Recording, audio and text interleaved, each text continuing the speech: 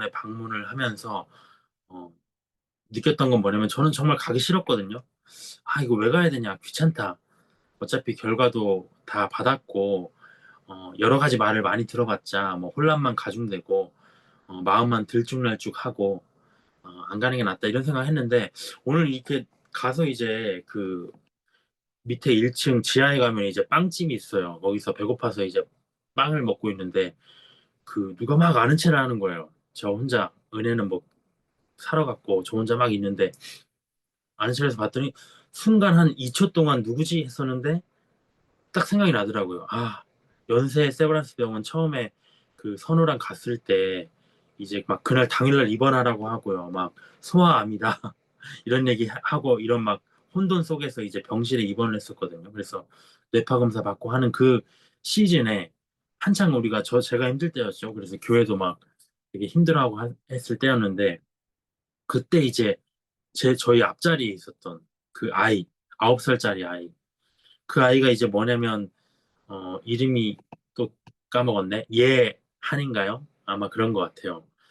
그 아이가 이제 원인을 못 찾았던 거예요. 계속 멀쩡했던 9살까지 정말 잘 뛰어놀고 얼굴도 엄청 이쁘게 잘생겼어요. 근데 엄마 옆에서 말도 잘했다고 해요. 조잘조잘 막 했던 아이가 어느 날 막 갑자기 막 쓰러지고 이유를 못 찾는 거죠. 근데 병원에 왔는데 뭐 연세대 막 이렇게 가는데도 원인을 못 찾아요. 근데 연세대가 이제 주치의가 있었는데 거기서 이제 치료를 받는데 아 이거는 뭔지 모르겠고 그 이쪽 뇌 신경의 문제니까 그 뇌 신경을 잘라버려야 된다. 근데 대신에 얘는 어, 그 기능은 이제 복구를 못 한다고 얘기를 했던 거예요. 근데 워낙 얘가 이제 망가져 있기 때문에 할 수밖에 없었죠. 근데 그걸 했는데도 불구하고 안 나왔던 거예요. 안 돌아왔던 거죠. 근데 그 원인이 뭐냐? 서울대를 가보니까 아, 얘는 그게 아니다. 뇌 종양이 있었다는 거죠. 뇌 종양. 뇌암이잖아요. 그거를 이제 찾기가 어려운 부위라고 하는데 못 찾아가지고 멀쩡한 뇌를 잘라버리 그것만 뇌 종양만 치료했으면 90% 이상 정상적인 생활을 할 수 있는데 지금 멍한 상태가 돼버렸고요. 오늘 이렇게 만나서 막 얘기를 하는데 그 아이가 이제 처음에는 저 있을 때는 이렇게 웃고 했었거든요. 그래도 얘기를 하고 반응이 있었는데 지금은 표정도 잃고 이렇게 했다고 하는데 놀라웠던 건 뭐냐면 그 어머니의 표정이 너무 밝아요. 그러니까 해탈한 거겠지만 나름대로의 이렇게 기쁨이 느껴진달까? 정말 이해할 수 없는 그런 그래서 혹시 크리스천 아닌가라는 생각도 했고요. 저는 오늘 처음 봤지만 은혜는 이제 서울대 갔을 때 또 만났었대요. 우연히. 근데 오늘 여기 와서 또 만난 거예요. 그러니까 아 이게 뭐냐 보면서 저는 오히려 그런 생각을 했어요. 아 이분을 만나게 하려고 보내셨나? 그분을 만나는데 제가 기쁘더라고요. 뭐랄까 어 그냥 아주 조심스럽지만 이제 뭐 예수님이 그렇잖아요. 뭐 들짐승들과 함께 먹고 마셨다 하는데 어, 이분들이 내가 만나야 될 사람을 만난 것 같은 기분 이런 사역하시면서 그런 느낌을 받아보셨겠지만 그런 느낌이 들었어요. 이분하고 내가 뭐 큰 교류를 한 것도 아닌데, 커피 한 잔 한 것도 아닌데, 그 밝은 얼굴로, 아, 잘 지내요. 선우 어때요? 아, 상태 좋아졌네요. 하면서 막 이렇게 얘기를 나누고 하는데, 마음속에서, 아, 이분들을 내가 만나야 될 사람들인가라는 생각? 그래서 그 어머니는 이제 서울재활병원으로 오신대요. 이제 좀 있으면. 그래서 이제 우리 병원으로 또 이렇게 만날 기회가 있을 것 같아요. 교회로. 식사도 하자고 하고 했는데, 참 그런 걸 보면서 크리스천 아닐까라는 생각도 했지만 참 주님의 섭리가 아닐까라는 생각을 했고요. 참 뭘까 아직도 잘 모르겠다라고 생각하면서 또 주님께서 어떻게 우리 교회를 인도하실까? 저의 인생을 또 어떻게 인도하실까? 우리 교회에 함께 하시는 분들을 왜 이곳에 모이게 하셨고 또 지금처럼 잘 섬기고 있잖아요. 이렇게 어렵지만 정말 사람들 태우러 다니고 섬기고 이렇게 하고 있는데 그런 것들을 주님께서 왜 허락하신 걸까? 참 많은 생각을 짧은 시간 동안 해봤습니다. 오늘 이제 본론으로 한번 들어가 볼게요. 57페이지 교환입니다. 한 주만 이제 다음 주 한 주만 더 하면 기도에 대한 부분이 3과가 끝나고요. 이제 4과로 넘어가게 됩니다. 57페이지 3번을 보도록 하겠습니다. 믿는 자를 위한 기도에 대한 성경적 가르침. 지난 시간에 우리는 예수님의 기도에 대해서 오늘 우리가 배워봤었고요. 오늘은 믿는 자를 위한 기도에 대한 성경적 가르침에 대해서 한번 살펴봤습니다.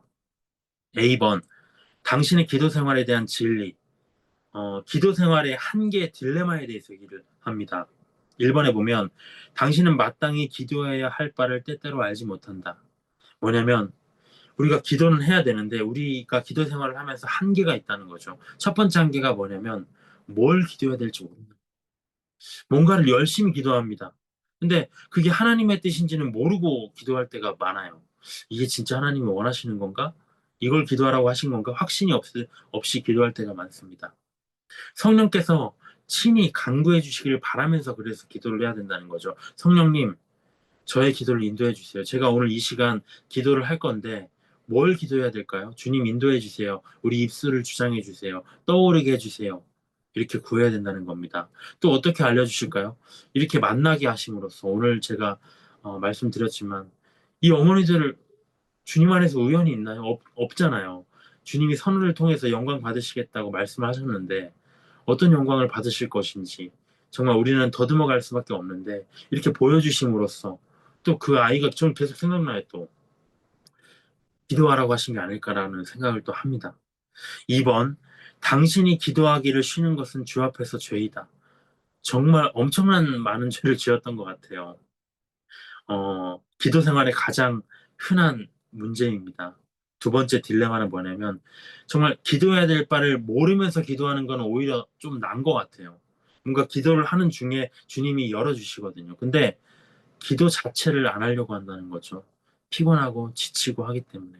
기도 생활의 가장 큰 딜레마. 기도가 좋다는 거를 몰라서 그런 게 아니에요. 다 알고 있어요. 기도가 너무 좋고 기도하면 하나님이 기뻐하시고 하나님과 친밀한 교제를 나눌 수 있다. 다 알고 있어요. 근데 왜 기도 못하는가? 육신이 연약해서 아예 기도를 못한다는 거죠. 그래서 틈이 날 때 기도할 수밖에 없을 것 같아요. 이렇게 예배하는 시간을 늘려가면서 최소한 수요일, 금요일, 주일 이렇게 기도하잖아요. 나머지 평일에는 어떻습니까? 출퇴근길에서 정말 어떤 제 강의가 아니더라도 어떤 신앙과 관련된 유튜브 영상을 보면서 이렇게 또 기도가 나올 때도 있고요. 그래서 쉬지 말라고 기도하라고 하셨는데 육신이 필요하기 때문에 또 육신과 하나님과의 교제보다도 다른 것을 원하기 때문에 그 시간이 다른 것을 해야 되기 때문에 기도하지 못할 때가 많다는 겁니다. 이 딜레마를 안고 어떻게 기도해야 되는 것이 하나님의 진리인가? B번, 당신의 기도 응답에 대한 진리. 이건 뭐냐면 응답받는 기도 생활을 위한 원칙입니다. 어떻게 해야 우리가 응답을 받고 어떻게 하면 응답을 받지 못하는가? 1번, 의미 없이 되풀이하여 간구할 때에는 하나님으로부터 응답을 기대하지 말아야 된다. 잠에 취해가지고 그럴 때가 많아요. 뭘 기도하는지도 모르겠어요. 중언부언, 이 말 저 말, 연불처럼 하는 기도는 고행이요, 수행일 뿐이라는 거죠. 제가 참 누구를 판단할 수는 없지만, 어, 우리가 극동방송을 저는 자주 보거든요. 그래서 항상 틀어놔요, 차에서. 근데 어떤 소망의 기도 시간이라고 정오 12시에 이렇게 하는 기도가 있어요. 어떤 기도를 실시간으로 이렇게 라디오로 응답받고, 뭐 그 사람이 얘기를 하고, 거기에 대해서 이게 또 목사님이 나오셔서 기도를 바로바로 해주는 거거든요. 실시간으로. 근데 지난번에는 어떤 정신병에 걸린 이제, 이렇게 하면 너무 구체적으로 어떤, 목사님이지 나오는데, 개인적인 소외거든요. 그래서, 정신병에 걸려서 치유받고 있는 어떤, 자매님이 나와서 기도해달라고 요청을 했는데, 막 기도를 하는데 막 무슨 기도를 하는지 모르겠더라고요. 제가 봤을 때는 예수 이름으로 정말 그 역사를 끊어달라고 기도하면 좋을 것 같은데 집중이 안 돼요. 어떤 걸 기도하는지 모르겠어. 근데 저도 오늘 이 시작하면서 약간 기도하면서 갑자기 버벅댔는데 어, 또 어떤 때는 너무 은혜로워요. 정말 기도를 하면서 정말 심령이 울려요. 뭔가 그 말이 이렇게 은혜롭다기보다도 그게 진짜 진심이 느껴져서 정말 눈물이 쏟아질 것 같은 기도가 있습니다. 성령으로 기도하는 거겠죠. 근데 연불처럼 하는 기도는 의미가 없다. 마음이 담기지 않은 형식적인 기도는 하나님 앞에 상달이 안 된다는 거죠. 그렇기 때문에 응답을 받지 못합니다. 2번, 하나님의 뜻대로 구할 때와 믿음으로 구할 때와 그리스도의 이름으로 구할 때, 예수님이 구하시는 것처럼 구할 때 기도 응답을 받는다고 합니다. 요한일서 5장 14절을 보도록 하겠습니다. 요한일서 5장 14절. 저는 제가 읽지만 각자 자리에서 또 읽어주셔서 좋습니다. 요한일서 5장 14절.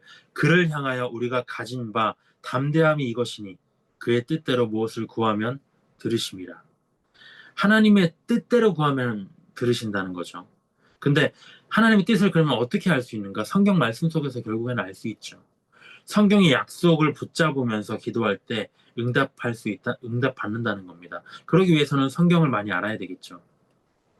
야고보서 1장 6절부터 7절. 오직 믿음으로 구하고 조금도 의심하지 말라. 의심하는 자는 마치 바람에 밀려 요동하는 바닷물결 같으니 이런 사람은 무엇이든지 죽게 얻기를 생각하지 말라. 우리가 파도, 바람 부는 어떤 바다 위에서 헬리콥터가 막 이렇게 떠다니면은 물결들이 막 밀려납니다. 이리저리 밀려나요. 그것과 같다는 거죠. 정말 뭔가를 기도하는데 의심을 품고 하는 기도는 그것이 이리로 갈지 저리 갈지 모르는 요동하는 기도, 하나님 앞에 상달돼야 되는데 그것이 올바로 가지 못하는 기도라는 거죠. 이런 사람은 죽게 얻기를 생각하지 말라. 응답받는 기도의 조건이 두 가지입니다. 먼저는 믿음으로 구하는 거예요. 믿음. 우리가 처음 기도할 때는 믿음으로 기도할 때가 많아요. 근데 더 중요한 건 두 번째입니다. 그 구한 것이 응답이 더뎌지면 우리가 의심이 생기는데 그럴 때 조금도 의심하지 말라는 거죠. 누구나 처음에는 믿음으로 구합니다. 그렇지만 시간이 지나면서 응답이 지연되면 스멀스멀 의심이 시작되잖아요. 하나님이 이 기도는 놓치신 거 아니야? 못 들으신 거 아니야? 우선순위에서 밀린 거 아니야? 그리고 나중에는 어떻게 됩니까? 이 기도 제목은 나에게 성취되기 어려운 주제였나 보다. 하나님이실지라도 나에게 이루어 주시기가 어려우신가 보다. 이렇게 생각이 들 때가 많아요. 말이 안 되는 기도죠. 저는 성령 세례에 대해서 오랫동안 기도했습니다. 근데 하나님은 아직 제게 응답은 주시지 않으셨지만 노라고 답변하시진 않으셨어요. 차라리 노다, 아니야, 안 줄 거야 라고 얘기를 하셨다면 제가 그만했겠죠.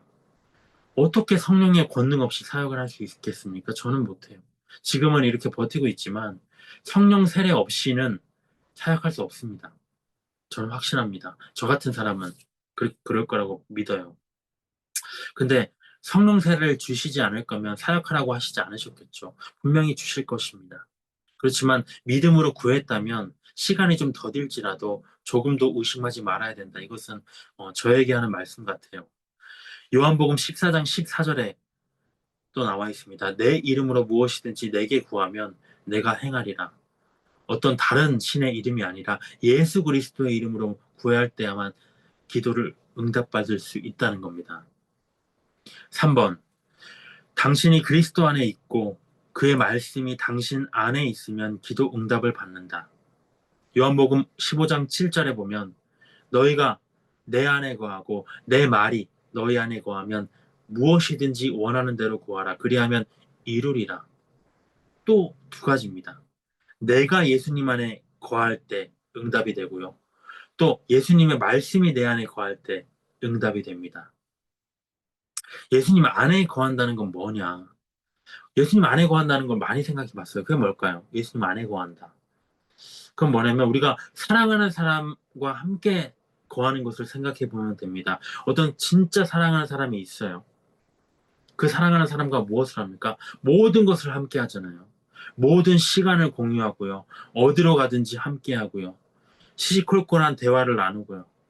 그 사람과 좋은 것을 함께 먹고 나누고요. 힘들 때 서로에게 버팀목이 되어주고요. 생애 희노애락을 함께 웃고 울고 하는 것. 어찌 보면 반려자이죠. 예수님 안에 거한다는 것. 예수님과 함께 살아가는 삶입니다. 이렇게. 그것이 바로 예수님 안에 거하는 것이라는 거죠. 함께 시간을 공유하고, 정말 일상을 나누고, 희노애락을 함께 공유하는 것. 정말 눈에 보이지 않지만 그분이 내 옆에 계셔서 그분과 함께 이렇게 정말 살아간다는 것. 근데 많은 사람들이 이 예수님 안에 거한다는 말을 오해해요. 우리가 예수님 안에 거한다? 사랑하는 사람과 일주일 내내 말 한마디 안 하다가 의례적으로 어떤 날에만, 어떤 기념일에만 얘기하는 것, 그거 함께 거하는 거 아니잖아요. 마지못해 우리가 어떤 날이 되어서 얼굴을 마주한다면 그거는 예수님과 함께 거하는 거 아니잖아요. 정말 서먹서먹한 관계 아닙니까? 예수님과 함께 거한다는 건 친밀함을 의미하는 것이다. 친밀함. 함께 일상을 살아가는 것. 오늘 또 라디오를 보면서 그 어떤 목사님의 설교를 보는데 마음이 참 뭉클하더라고요. 어떤 말씀을 하시냐. 표면적 유대인, 로마서에 나오지만 표면적 유대인과 이면적 유대인에 대해서 말씀하십니다. 표면적 유대인은 겉으로만 하나님의 백성이라는 거죠. 주일에 나오고, 주일에 교회 나오고, 예배 자리에 참석하는 것, 어떤 종교 행위를 하는 사람들. 근데 이면적 유대인은 누구냐? 그 보이지 않는, 사람의 눈에는 보이지 않는 마음으로 하나님을 섬기는 하나님의 백성이라는 거죠. 그 이면에, 보이지 않는 이면으로 신앙생활하는 사람들. 물론 유대인들이지만 크리스천들을 말하는 거죠. 두 신앙생활을 말하는 겁니다. 그러면서 뭘 얘기를 하시냐면 탕자의 비유를 드시더라고요.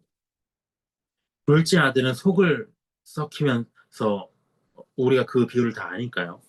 둘째 아들은 정말 방황하면서 세상을 살아가면서 속을 썩이잖아요. 아버지의 속을 썩이고 그러다가 정말 마지막 순간에 아버지의 집에 돌아와서 그분과 얘기를 나누면서 저를 그냥 종 취급해 주십시오 하니까 아버지가 무슨 네가 종이냐 잔치를 벌이고 울며 불며 교류를 이렇게 합니다. 뜨거운 포옹을 합니다. 근데 주목하는 건 첫째 아들이었어요. 열심히 하나님 아버지의 일을 정말 하고 왔습니다. 근데 어, 둘째 아들을 얼싸안고 있는 모습을 보니까 기가 찬 거죠. 너무 화가 났습니다. 아버지에게 막 따졌어요. 그러면 누가 이 아버지에게 이면적 아들이라는 거죠. 아들이냐는 거죠. 누가 표면적 아들이라는 겁니다. 둘째 아들은 아버지와 기쁨의 눈물의 교제를 나누고 있습니다. 이건 뭐냐면 우리가 참 많이 착각하는 거, 저도 많이 착각하는 거 뭐냐면 표면적 아들, 그거는 죄 짓는 아들이야. 이면적 아들, 이것은 죄 안 짓는 아들이야. 이렇게 생각해요. 그게 아니라는 거죠. 잘하고 못하고를 얘기하는 게 아니라는 겁니다. 아버지는 우등생 아들을 원하는 게 아니라 살가운 아들을 원하는 것이라는 거죠. 그게 아버지와 아들의 관계니까요. 첫째 아들은 열심히 아버지의 일을 했어요. 근데 아버지와의 교제는 없습니다. 표면적 아들이에요. 근데 이 둘째 아들은 속은 썩였지만 아버지와 늘 함께 하면서 아버지의 마음을 어루만져가면서 같이 부둥켜 안아가면서 눈물로 살아가는 것. 그게 진정한 이면적 아들이다. 요한복음 3장 20절 저는 이 말씀 너무 좋아해요. 볼지어다 내가 문 밖에 서서 두드리노니 누구든지 내 음성을 듣고 문을 열면 내가 그에게로 들어가 그와 더불어 먹고 그는 나와 더불어 먹으리라. 먹는다는 건 너무 이 구절 볼 때마다 뭉클해요. 문 밖에 서 계신다. 왜 못 들어가고 서 계실까요? 문을 안 열어주니까. 문을 열어서 예수님을 맞이해야 되는데 내 마음 안으로 맞이해야 되는데 아직도 문 밖에 내두고 예수님은 계속 함께 하시고자 문을 두드리는데 문을 열어주지 않는다는 것.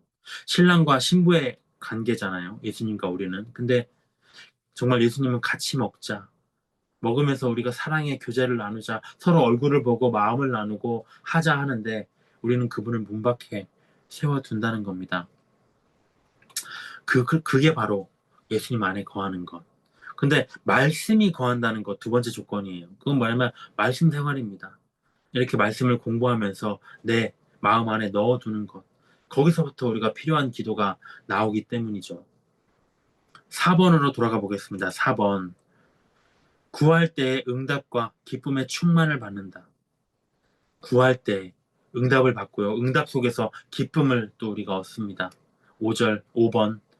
하나님의 뜻에 순종할 때 기도의 응답을 받는다. 하나님은 이것을 기도하기 원하시고요. 근데 우리가 그 반대의 기도를 한다면, 하나님이 이것을 기도하라고 하셨는데, 순종치 않고 반대의 기도를 우리가 고집한다면, 응답하지 않으신다는 거죠. 6번 주께 순종했을지라도 때때로 당신이 구한 것을 받지 못하게 되지만 노하시지만 하나님의 은혜와 능력에 대해 더 많이 배울 수 있게 된다. 노라고 하신 기도의 예에 대해서 지난 시간 우리가 예수님의 십자가의 기도를 살펴봤습니다. 그리 아실지라도 아버지의 원대로 없어서 나는 지금 이 십자가의 잔을 마시는 것이 아니라고 생각되는데 아버지는 지금 이 순간이 내가 떠날 때라고 하시네요. 제가 그 잔을 마시겠습니다. 또 바울도 마찬가지죠. 사역을 위해서 이 가시를 좀 제거해 주십시오. 하지만 하나님께서 내 은혜가 너에게 족하도다 하실 때 그 말씀에 순종했잖아요. 노하실지라도 또 그 노함 속에서 노라고 하신 그 기도 응답 속에서도 삐지지 않고 하나님의 은혜와 능력에 대해서 더 많이 배울 수 있게 된다는 거죠. 어제도 참 얘기했는데 오늘도 갈등 중이지만 어제도 참 제가 얼필을 했는데 워싱턴 출장이 나왔어요. 교회를 2주 빠져야 됩니다. 그러면서 그런 생각했어요. 워싱턴을 제가 언제 가보겠습니까? 너무 너무 좋잖아요. 어, 워싱턴을 갔다는 그 자체보다 비행기 타는 게 너무 좋아요. 공짜로 먹고 맛있고 한 2주 동안 얼마나 편안합니까? 근데 그때 어떤 일이 터졌느냐? 여기 이제 회계하시는 분도 계시니까 또 설명을 하자면 1억짜리 물건을 사야 됩니다. 제가 그 물건을 샀어요. 사는 담당이에요. 1억짜리 물건을 샀는데 1억짜리 물건 안에서 우리가 조달청에 계약을 요청하니까요. 조달 수수료가 나오잖아요. 조달 업무 수수료가 나오는데 그 수수료와 물품 대금이 합쳐서 그 1억을 넘지 말아야 됩니다. 근데 제가 잘못 계약을 해버려서 1억을 넘어버렸어요. 조달 수수료를 생각을 안 하고 해버렸어요. 그런 실수를 해버렸어요. 이미 대금 지급 다 됐고요. 어떻게 할 수가 없어요. 근데 예산은 빵꾸가 난 상황이죠. 나중에 감사하고 회계할 때 이제 다 정산할 때 드러나잖아요. 막 챗 GPT를 쳐봐도 징계 먹는다 이런 얘기밖에 안 하고요. 근데 그때 떠오르는 게 워싱턴 출장입니다. 노 하신 것 같아요. 주님이. 아니다. 너 지금 갈 때냐? 저는 갈 때라고 생각했거든요. 아니라고 하신 것 같아요. 근데 아직 2단계까지는 못 갔습니다. 하나님의 은혜와 능력에 대해서 깨닫는 시간까지는 못 갔어요. 어떤 더 위대한 것을 2주 동안 주시려는지. 제 생각은 그냥 가서 2주 동안 힐링하고 오면 더 열심히 할 수 있을 것 같은데 그런 생각을 해봤습니다. 7번 구하지 아니함으로 받지 못한다. 8번 이기적인 동기로 구하면 받지 못한다 라고 돼 있어요. 야고보서 4장 2절부터 3절을 보겠습니다. 야고보서 4장 2절부터 3절을 보면 중간 부분부터 보면 너희가 얻지 못함은 구하지 아니하기 때문이요 구하여도 받지 못함은 정욕으로 쓰려고 잘못 구하기 때문이다. 왜 하나님께로 이거는 두 개는 달라요. 기도 응답 자체를 주시지 않은 이유가 무엇이냐? 아이러니하게도 기도하지 않기 때문이라는 거죠. 참 이게 맞는 말이에요. 우리는 내가 하나님 믿는데 왜 이것을 길을 안 열어주십니까? 이럴 때가 많아요. 하나님 안에서 신앙생활 잘 하는데 왜 안 열어주시죠? 제가 열심히 찾아다니고 열심히 노력하고 이것을 얻기 위해서 열심히 투쟁하는데 왜 안 이루어 주시죠? 답은 간단해요. 구하지 않았잖아. 그럼 이렇게 얘기합니다. 전 마음으로 원했는데요. 마음으로 예배했는데요. 하나님 섬기고 정말 신앙생활 잘 했는데요. 근데 왜 안 구했다고 하십니까? 기도를 한 거는 다른 거거든요. 예수 그리스도의 이름으로 정확히 그 문제에 대해서 하나님 앞에 구하는 것과는 다른 겁니다. 그 기도 제목을 품고 사는 거는 다른 거라는 거죠. 기도하지 않기 때문에 안 주는 거다. 물론 전지하신 하나님 우리 마음 다 아시죠. 하지만 우리가 직접 기도드리지 않으면 어떻게 되냐면 내가 필요 없구나 이렇게 생각을 하신다는 겁니다. 가만히 계시는 거죠. 반면에 기도 응답은 주시지만 노라고 하시는 이유가 있다는 거죠. 무엇이냐? 왜 노라고 하시느냐? 여러 가지 노의 이유는 있어요. 아까 바울과 그 정말 예수님의 기도처럼 더 큰 어떠한 하나님의 뜻을 이루기 위해서일 수도 있죠. 근데 여기서 야고보서에서는 또 어떤 이유를 얘기하느냐? 정욕으로 쓰려고 잘못 구하기 때문에. 그래서 제가 아까 기도도 해봤어요. 주님, 이 문제가 해결된 다음에 어찌 보면 제가 서원 기도를 한 거거든요. 이걸 해결해 주시면 그렇게 기도했었어요. 근데 그 문제가 그럼 어떻게 됐느냐? 해결이 됐어요. 기적적으로. 제가 주님 이거 해결해 주시면 포기하겠습니다 그랬거든요. 근데 그 다음날에 그 격리 담당자가 자기의 리스크를 안고, 그렇게 할 필요 없잖아요. 내일 아닌데. 저랑 친하지도 않거든요. 근데 그 사람이 방법을 알려줬어요. 그래서 처리가 됐습니다. 기도응답인데 사람 마음이랑 간사해서 어떻게 생각이 되는가? 이거 우연 아닌가? 그래도 갈 수 있는 거 아닌가? 하나님이 안 막으실 것 같은데, 이런 생각 든다는 거죠. 근데 정욕으로 쓰리고 잘못 구하기 때문 아닌가? 그래서 기도했어요. 주님, 기도하면 그러면 보내주실 건가요? 정욕으로 쓰려고 잘못 구하기 때문에 아니라고 하실 수 있다. 정욕으로 쓴다는 건 뭘까? 우리가 육신을 위해서 구한다고 다 정욕적인 건 아닙니다. 왜냐, 내가 지금 집이 없어요. 그럼 집은 있어야 될 거 아니에요. 노상에 살 수는 없는 문제잖아요. 주기도문에서도 일용할 양식을 구하라고 했습니다. 몇 날 며칠을 내가 굶었어요. 정말 먹을 밥이 없어요. 그때 밥 한 공기 구하는 것, 내가 정말 생활을 영위하는 그것을 구하는 것, 일용할 무언가를 구하는 것은 아니죠. 근데 내가 어떤 그 이상의 부와 명예와 권세, 이런 것들은 다 정욕입니다. 아무리 미사여구를 붙여도 다 정욕이에요. 육신을 안락하게 하는 것들, 영적 생활을 방해할 만한 욕심, 워싱턴 가는 게 왜 필요합니까? 정욕입니다. 제가 계속 얘기를 하는 이유는 뭐냐면 저 스스로를 계속 지금 누르고 있는 거예요. 9번을 보도록 하겠습니다. 당신의 삶에 고백하지 않거나 버리지 않은 죄가 있다면 기도 응답을 기대하지 말아야 된다. 하나님은 죄인의 기도를 듣지 않으십니다. 그렇다고 난 항상 죄인인데 기도 안 한다? 이렇게 안 되죠. 회개하고 기도해야 됩니다. 시편 66편 18절, 각자 자리에서 읽어주시기 바랍니다. 내가 나의 마음에 죄악을 품었더라면 주께서 듣지 아니하시리라. 죄악을 품었는데 어떻게 들으시겠습니까? 죄인과 함께할 수 없는 분인데, 거룩하신 분인데. 이사야서 59장 1절부터 2절을 보겠습니다. 여호와의 손이 짧아 구원하지 못하심도 아니요, 귀가 둔하여 듣지 못하심도 아니라 오직 너희 죄악이 너희와 너희 하나님 사이를 갈라놓았고 너희 죄가 그의 얼굴을 가리어서 너희에게서 듣지 아니시게 함이라. 너희가 자초한 거라는 거죠. 하나님의 능력이 짧아서 응답 안 하시느냐? 하나님이 귀가 어두워서 응답 안 하시느냐? 아니라는 거죠. 너희가 너희 죄악 때문에 하나님과 너희 사이를 갈라놓았다는 겁니다. 베드로전서 3장 12절, 주의 눈은 의인을 향하시고 그의 귀는 의인의 간구에 기울이시되 주의 얼굴은 악행하는 자들을 대하시느니라 하였느니라. 나의 기도에 하나님께서 그 눈과 귀만 주목하게 하시는 게 좋아요. 그러려면 의인이 돼야 됩니다. 근데 만약에 내가 악인이면 하나님이 눈과 귀가 아니라 얼굴을 대하신다고요. 얼굴. 이건 뭐냐? 내가 직접 개입하겠다. 하나님도 이 땅을 심판하시기 전에 소돔과 고모라 때도 마찬가지고요. 정말 항상 어, 그, 그 옛세상도 마찬가지고요. 항상 두 천사들을 보내셨어요. 얼굴을 대해보겠다. 도대체 너의 상태가 어떻고 너의 정말 상황이 어떤지 내가 보고 이 심판을 결정하겠다. 그것처럼 하나님이 얼굴을 대하신다는 건 직접 개입하시겠다는 겁니다. 무서운 거죠. 그거 말고요. 눈과 귀만 주목하게 하시도록 우리가 의인의 삶을 살면 좋겠습니다. 10번, 대인관계에서 하나님의 말씀에 순종치 않으면 기도응답을 받는데 장애가 된다. 대인관계를 얘기하고 있어요. 베드로전서 3장 7절이 나와 있습니다. 특별히 부부 생활 속에서를 얘기를 합니다. 남편들아, 이와 같이 지식을 따라 너희 아내와 동거하고 그를 더 연약한 그릇이요 또 생명의 은혜를 함께 이어받을 자로 알아 귀히 여기라. 이는 너희 기도가 막히지 아니하게 하려 함이라. 부부간에 어떤 일에 있어서 어떤 잘잘못을 따질 때 대개는 남편의 잘못입니다. 아내는 특별히 엄마가 되면 기본적으로 품는 성향이 더 강해지는 것 같아요. 남편을 수용하려고 합니다.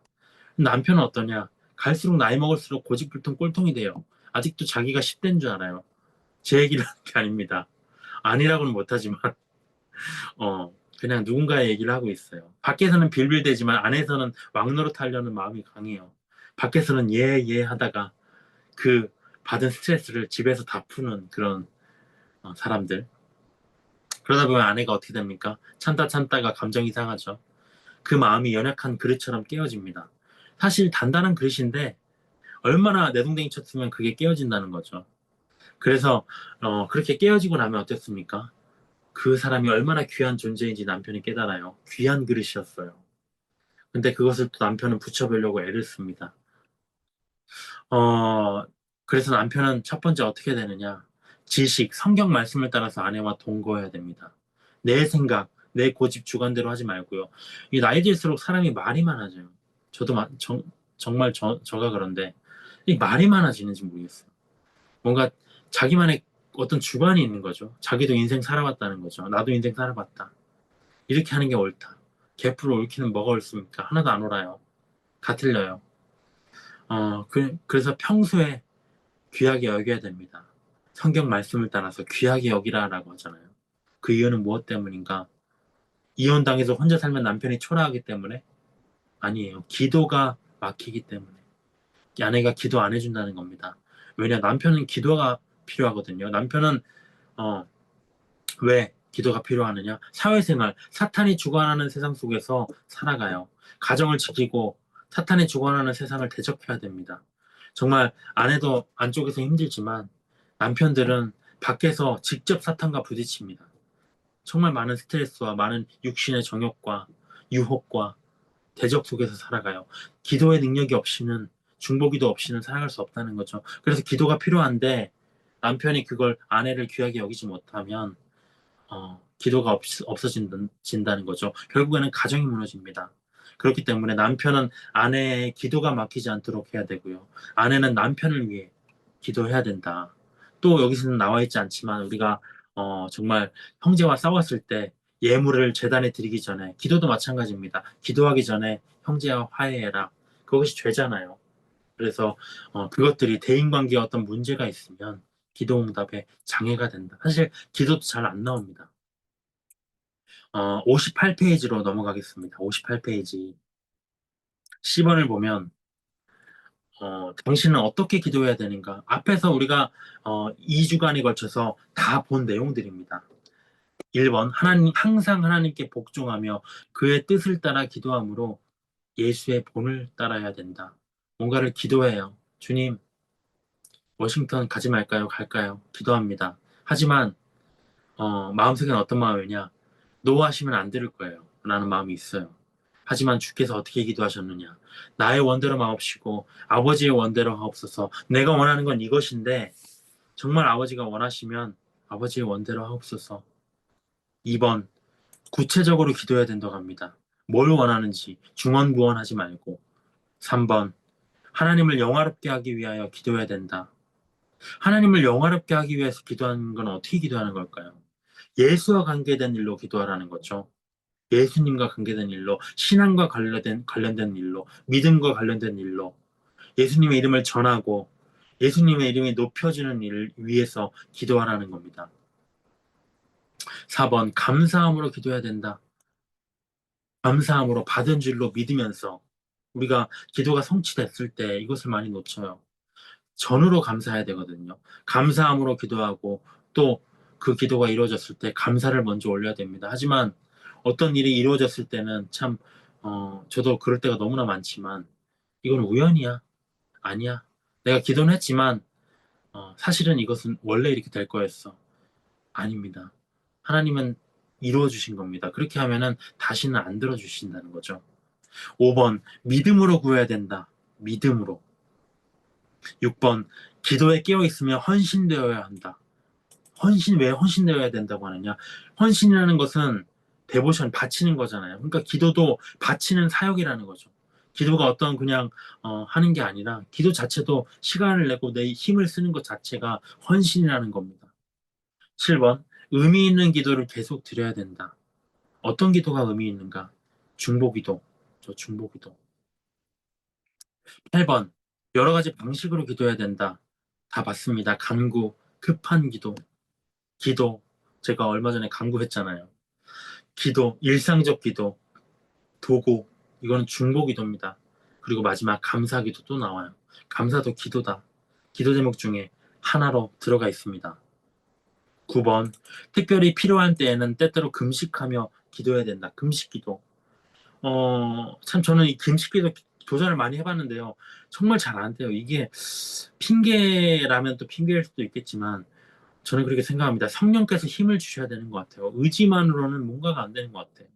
아무 거리가 없는데 정말 내가 그 사역 현장 속에 있고, 왜냐, 예수님이 금식하신 기도를 보면 우리가 성령 세례를 받으신 이후에, 사역자의 기름 부음을 받으신 이후에 사역 현장에 나가기 전에, 직, 직후에, 어찌 보면 기름 부음 부르심을 받은 직후에 이제 금식하셨거든요. 왜냐면 직분자로서 이제 활동을 하기 전에 활동을 하면서 사탄의 역사가 더 강하게 일어나기 때문에, 그래서 내가 어떤 사역 가운데 있다면 정말 금식이 나오고 이렇게 되는 것 같아요. 근데 아무 거리도 없는데 내가 정말 심지어 내 아이가 아픈데도 불구하고 안 나와요. 이 금식 기도가 간구 이렇게는 나오는데 금식해야지 이게 막 자체가 안 돼요.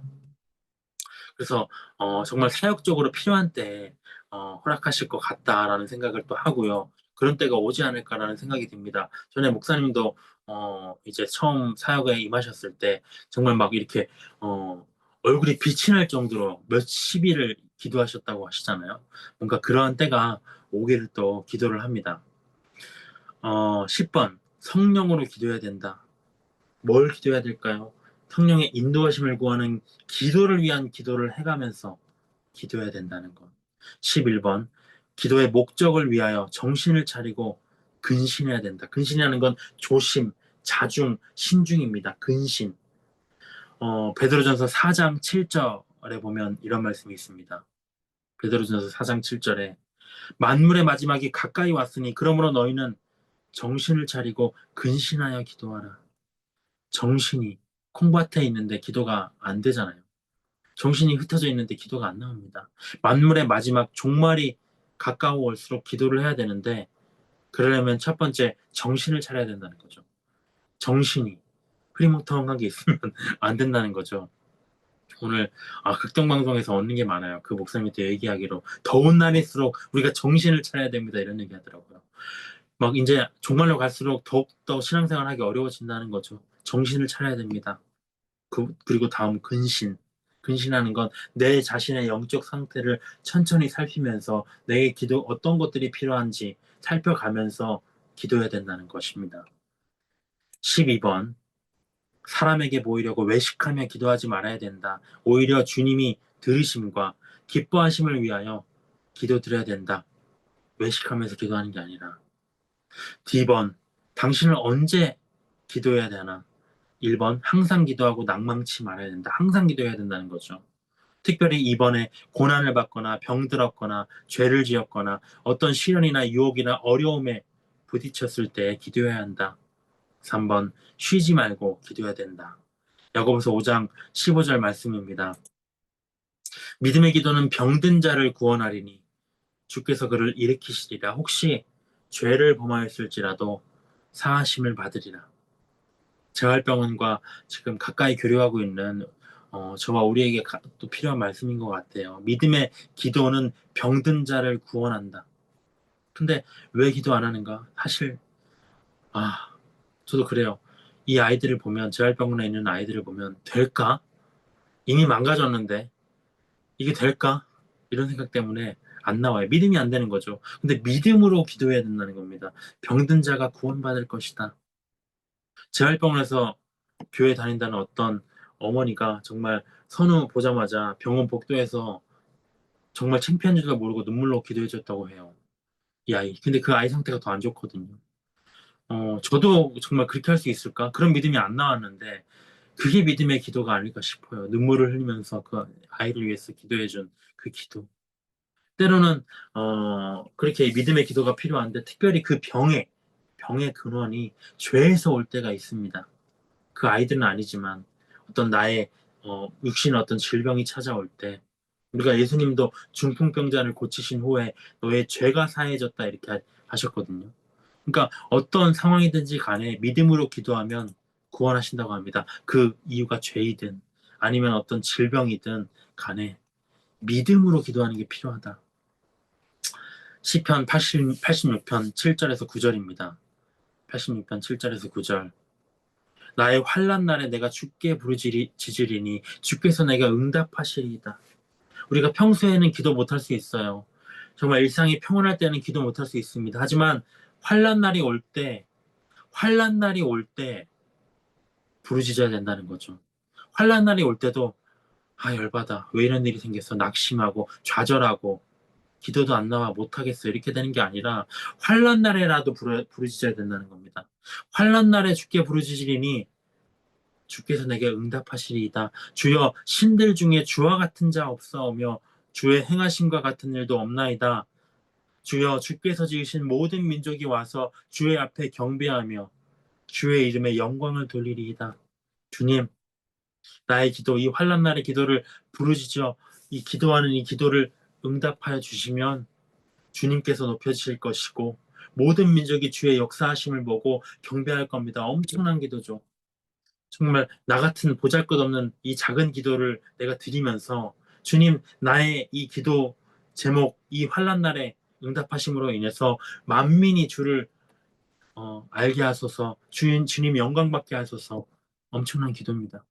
단순히 나의 일만 기도 부르짖는 게 아니라는 거죠. 마지막 데살로니가 후서 3장 1절부터 2절입니다.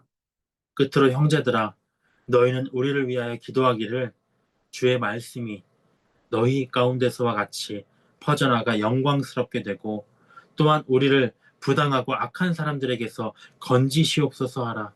믿음은 모든 사람의 것이 아니니라. 이 말씀 특별한 말씀입니다. 믿음은 모든 사람의 것이 아니라 택함 받은 사람의 것이라는 겁니다. 누군가는 얘기해요. 복음 싸구려 취급합니다. 이거 뭐 내가 받으면 받는 거고 뭐 내가 받기 싫으면 안 받는 거고 때 되면 받을게. 아니에요. 이 믿음은 모든 사람의 것이 아닙니다. 택함 받은 사람의 것이고요. 내가 믿고 싶어 한다고 믿는 것도 아닙니다. 우리가 그 어떤 형제를 위해서, 어떤 자매를 위해서, 뭐 믿지 않는 어떤 재활병한 우리 어머니와 아이들을 위해서 기도할지라도 믿음은 모든 사람의 것은 아닙니다. 우리는 그저 우리의 소임을 다할 뿐이죠. 마찬가지로 기도도 택함 받은 사람만의 특권입니다. 특권. 우리가 해야 할 기도는 뭐냐? 첫 번째 여기 말한 것처럼 말씀이 퍼져나가 영광스럽게 되는 것입니다. 말씀이 먹히도록, 말씀이 역사하도록 정말 이것을 간구합니다. 말씀의 열정도 있는 우리가 교회가 돼야 되겠지만 저의 언변을 더하시고 고변을 더하시고 바울에게 하셨던 것처럼 담대하게 복음을 전하게 하시고 정말 성령의 은혜와 역사로 정말 말씀을 전할 수 있도록 말씀이 퍼져나갈 수 있도록 해주시는 것. 그리고 두 번째, 그것이 첫 번째가 우리를 위한 기도예요. 이게 다. 나 개인을 위해 어떤 사역자를 위한 기도가 아니라 그 성도를 위한 기도가 아니라 우리 교회를 위한 기도입니다. 말씀을 위한 기도. 그리고 두 번째는 무엇이냐? 부당하고 악한 사람들에게서 건지시옵소서. 이건 두 가지죠. 교회를 핍박하는 자들로부터 건지시옵소서. 교회를 비방하는 자들로부터 건지시옵소서. 두 번째는 우리가 세상을 살아가야 하는데 성도들도 세상을 살아가면서 직장에서 일터에서 대인관계에서 시시때때로 치고 들어오는 부당하고 악한 사람들에게서 건지시옵소서 라고 기도하라는 겁니다. 왜냐? 세상은 우리를 넘어뜨리려고 하기 때문에 믿음을 넘어뜨리려고 하기 때문에 이 두 가지를 위해서 교회를 위해서 기도해야 됩니다. 이 시간 기도로 마치도록 하겠습니다. 주님, 부족한 우리의 믿음을 더하여 주시옵소서. 믿음으로 기도하게 하여 주시옵소서. 우리 앞에 기도할 제목들이 넘쳐납니다. 많은 영혼들이 우리 교회를 왔다가 떠나갑니다. 하지만 주님 예전에 그 만나게 해주셨던 그런 분위기가 아닙니다. 우리 앞으로 이끌어 오시고 정말 어떠한 계기 속에서 우리를 만나게 하십니다. 누군가는 이단 속에서 정말 그 영혼이 만나게 허우적새는 그 주님의 애통함을 주님께서 아시고 우리를 만나게 하시고 또 우연찮게 정말 병원에 간 전혀 생각지 못한 그 수많은 인파 속에서 그, 그 시간에 그 정말 공간에 그 엄마와 우리를 만나게 하시는 일도 벌어지고 또 많은 영혼들이 정말 아이를 통해서 또 연결되게 하시고 이렇게 주님의 역사를 이뤄나가십니다. 이 귀한 순간순간에 우리가 허투루 보내지 않고 이것들을 다 붙잡아 가고 주님께 이 기도 제목들을 올려드리면서 기도하는 우리가 되게 하여 주시옵소서. 더 이상 죄와 육신의 정욕으로 싸우는 자가 되지 않게 하시고 정말 우리의 마음이 더욱더 주님과 친밀한 정말 탕자의 비유처럼 탕자와 같은 마음을 늘 갖게 하시고 중심으로 주님과 교제하는 우리가 되게 하여 주시옵소서. 그 속에서 주님의 뜻을 알아가기 원합니다. 더욱더 주님의 사랑과 은혜 속에서 살아가기 원합니다. 모든 것들은 주의 뜻대로 될 것입니다. 만물이 주에게서 나와서 주에게로 돌아갈 것입니다. 주의 뜻을 성취할 것입니다. 우리가 아무리 바라도 그것은 이루어지지 않을 것이고 우리가 아무리 바라지 않아도 그것은 이루어질 것입니다. 그 모든 기도 제목들이 우리 안에 있사오니 주님 이루어 주시옵소서. 주님께서 역사하여 주시옵소서. 우리의 원통한 마음, 우리의 감사와 기쁨을 미리 올려드리오니 주님 우리의 인생길을 주님께서 책임져 주시옵소서. 우리 교회가 나아가야 할 길 온전한 사역자를 세워주시고 성도들의 마음에 열정을 불어넣어 주시옵소서. 이 시간을 감사드리며 예수 그리스도 이름으로 기도드렸습니다. 아멘.